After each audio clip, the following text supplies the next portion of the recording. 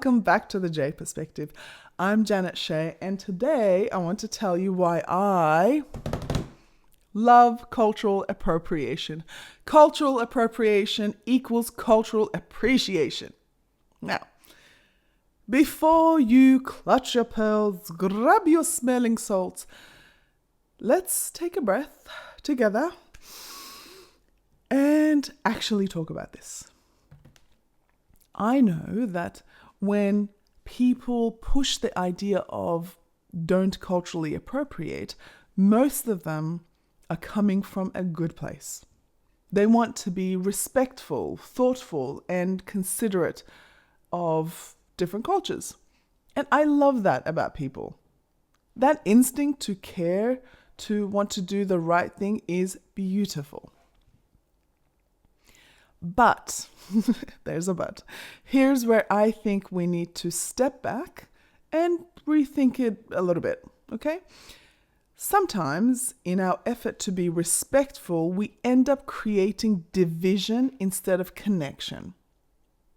If cultural appropriation means when members of a culture adopt elements of another culture, then I say yes, please. Because guess what? Cultures are meant to be shared. That's literally how human civilization has progressed. If we actually lived by the no cultural borrowing rule, we'd still be wearing wool tunics, eating bland bread, and trying to cure disease with bleeding people with leeches. There'll be no sushi, no taco, no pizza, no Elvis for us.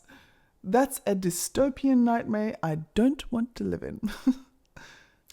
I've noticed that a lot of the people who are the most angry about cultural appropriation are doing it on behalf of another culture, almost like they are the cultural gatekeepers. Meanwhile, the actual people from those cultures, many of them see it as cultural appreciation and welcome it. I mean, of course, there are some people who don't like it when others borrow from their culture. But let's be real. Not everyone in those communities agrees either. Cultures are not monoliths, meaning they are not single unified entities where people think the same way. I mean, imagine an ancient Greek yelling, "Oi, you Persians better not start wearing our sandals, that's offensive." Or a Viking yelling, "You non-Norse better not braid your hair, that's our thing." Or the Chinese emperor yelling to the Japanese, "You foreigners better not use chopsticks. That's our thing." Let me see if I can come up with another one. This is fun. A caveman yelling, "You guys in the next cave over there better not be using fire. We discovered it first." Or a French person screaming at an American, "Put the croissant down. You don't deserve it." See? See how ridiculous that sounds? Now, if we flip the script, if cultural appropriation is so evil, then does that mean non-Italians shouldn't eat or make pizza? Non-Japanese people can't enjoy sushi?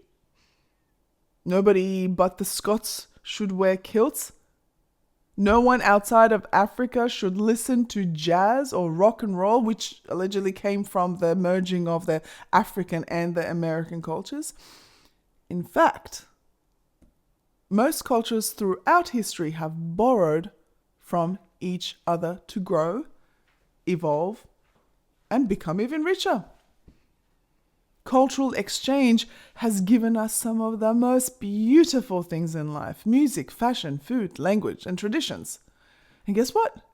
Most, if not all cultures, borrowed from others. I mean, tikka masala That was invented in the UK by South Asian immigrants adapting to British tastes. Spaghetti originated from China's noodles, which Marco Polo brought back to Italy. Croissants, they actually came from Austria, not France. And even if a cultural element didn't come from somewhere else, so what? If someone borrows from your culture, that means they find it valuable and beautiful. That's not stealing, that's a compliment. One of my heritages is Persian. And if you're not a Persian and you want to open a Persian restaurant and make money out of it, go for it. Just please make it taste good. If you don't have Persian or Arabic heritage, but you want to start a belly dancing business and make the money, honey, go for it. If you're making a movie and need a 30-year-old Persian female, but end up casting a non-30-year-old non-Persian actress because she can pull off the role, all the power to her. That's what being a chameleon actress is about. And if you think that comes from personal experience, you're right. They didn't pick me. If you want to learn the Persian language and start a YouTube channel where you teach it, thank you. How beautiful of you. That's a compliment to us. At the end of the day, I think all of this cultural appropriation whining is about the control. Yeah, the truth is when people whine about cultural appropriation, what they're actually saying is, I want to control who gets to enjoy my culture or that culture. But culture is not a museum exhibit, my dear. It's a living, breathing, evolving thing. If we start gatekeeping, we start killing what makes culture thrive.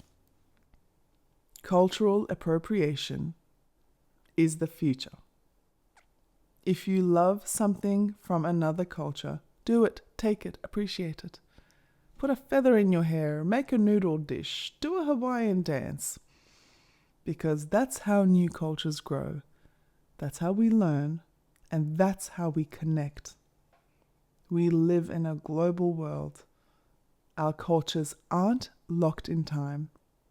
Embrace cultural appreciation or cultural appropriation. Celebrate it, own it, and enjoy it. My encouragement to you is, let's stop making culture about division and start making it about unity. If someone wears a sari, enjoys reggae music, and learns to cook Mexican food, good. That means they're learning, appreciating, and expanding their worldview. That's how we build bridges. And if you're still mad about cultural appropriation, I have one question for you, my dear friend. Would you rather live in a world where cultures mix, blend, and inspire each other, or one where we all stay in our own little boxes, separated and disconnected? I have been abundantly blessed to grow up in a country where I experienced being celebrated and celebrating and being curious about each other's cultures and excited to create one united culture. I thank you to all of my Irish friends, my Greek friends, my Italian, Chinese, Korean, British friends, my Persian friends, my Sudanese, Scottish, and Arabic friends, my Egyptian friends, my Afghan friends, etc., etc., etc. You welcomed me in, you taught me, and you gifted me with so much fun in sharing each other's cultures. Boy, I really do love being an Australian. What a safe space you created for me. If I can do an ounce of that for others. That's it for today's episode of The J Perspective. If you enjoyed this and want to keep diving into more edifying topics, subscribe, share, and let's keep the conversation going.